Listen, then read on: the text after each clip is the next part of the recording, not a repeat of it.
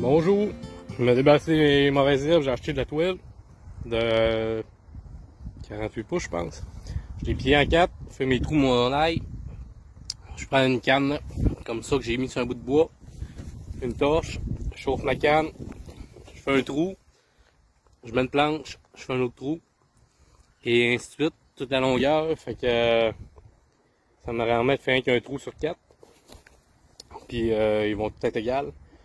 Puis la toile ça ne fera pas en les brûlant. Fait que ça va permettre que les mauvaises herbes poussent pas, puis que ça pousse sans avoir à tout arracher ça. Fait que ça donne ça.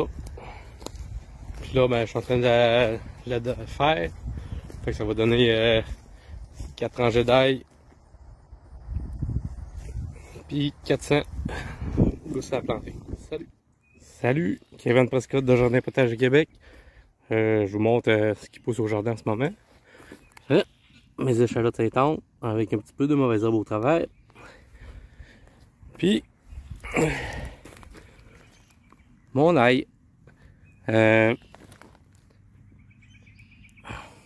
Les bâches, les paillis comme ça, ben ça va aider à ce que j'ai pas de mauvaises herbes comme sur mes échalotes. L'année prochaine, mes échalotes vont en avoir aussi.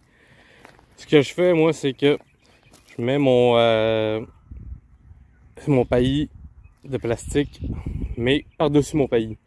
Fait que moi, j'ajoute mes feuilles, mon foin, mes tonnes de gazon. Ensuite, je mets mon paillis de plastique par-dessus, qui va être retiré à l'automne, faire mes changements de culture. Puis avant de le remettre, je vais réajouter de la matière organique en dessous. Fait que j'ai comme 2 paillis en réalité. Mais à la grandeur de jardin que j'ai, mon paillis de plastique est super le fun pour éviter d'avoir des mauvaises herbes parce que ça fait beaucoup à désherber.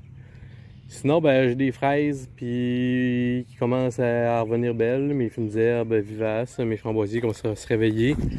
Mes boutures de bleuetier de l'année aussi, que j'ai fait l'année passée. Puis là, je vais vous montrer comment je fais mes trous dans mon paillis synthétique, qui est pas très compliqué. Ça prend un bâton, une canne de conserve qu'on a vissé dessus.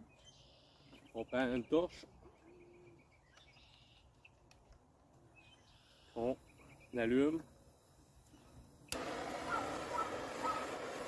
On va venir chauffer notre canne bien chaud, surtout le premier trou, parce que plus ça va aller, plus la canne va rester chaude. C'est sûr que si votre sol est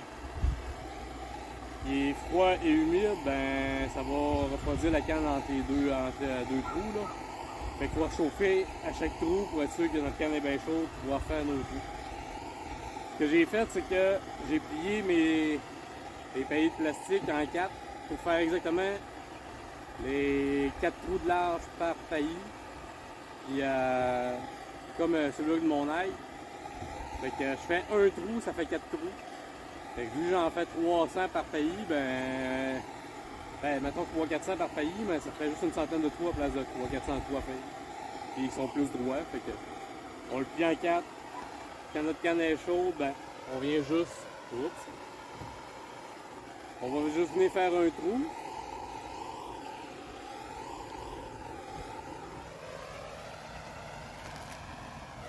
Et notre trou est fait. Là, j'ai pris de la terre en même temps, là, mais normalement, j'en prends pas. Là, si ça coule, ben, on chauffe un peu, puis on fait tomber le plastique, mais il ne veut pas tomber parce que je fais une vidéo. Mais on le dira pas. Fait que, on chauffe, on fait un nouveau trou. Ce que j'ai fait, c'est que je vais prendre un bout de bois pour savoir mes grandeurs entre mes trous. On passe à côté du bout de bois.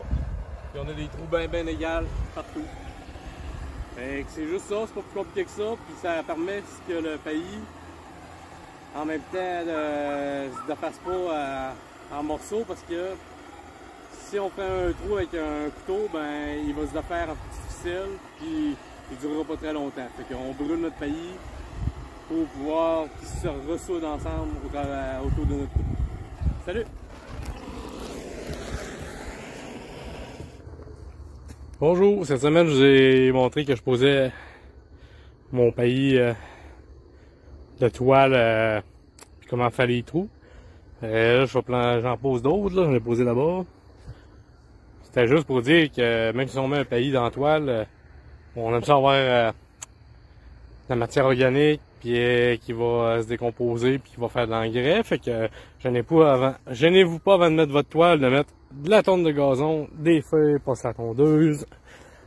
Quand je dis des tontes de gazon, c'est du gazon, des mauvaises herbes, le trèfle qu'il y a dedans, les fleurs qu'il y a là, les vieux plants de haricots,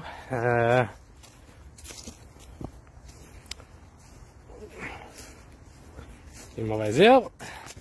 Les mauvaises herbes avec gladium. C'est pas grave. Les fleurs. Tout ce qui pousse. Les graines. C'est pas grave. Avec le paillis végétal qu'on met, ça poussera pas, mais en plus on met un paillis de toile par-dessus. Fait qu'on en rajoute en masse. L'odium, c'est pas bien plus grave. L'odium, ça s'attaque à une plante, mais ça veut pas dire que ça s'attaque à, ici, mettons, des pissenlits. Ben, ça veut pas dire que si ça s'attaque aux pissenlits, qu'elle va s'attaquer aux plantes de tomates. C'est pas la même sorte d'odium. Fait que c'est pas grave, les plants malades, les mauvaises herbes, on déchèque de ça, on met notre toile avant, après, ça va l'empêcher de s'en aller au vent, puis ça va nous faire du beau compost qui va se faire sur place. Puis des nutriments pour nos futures plantes potagères l'an prochain.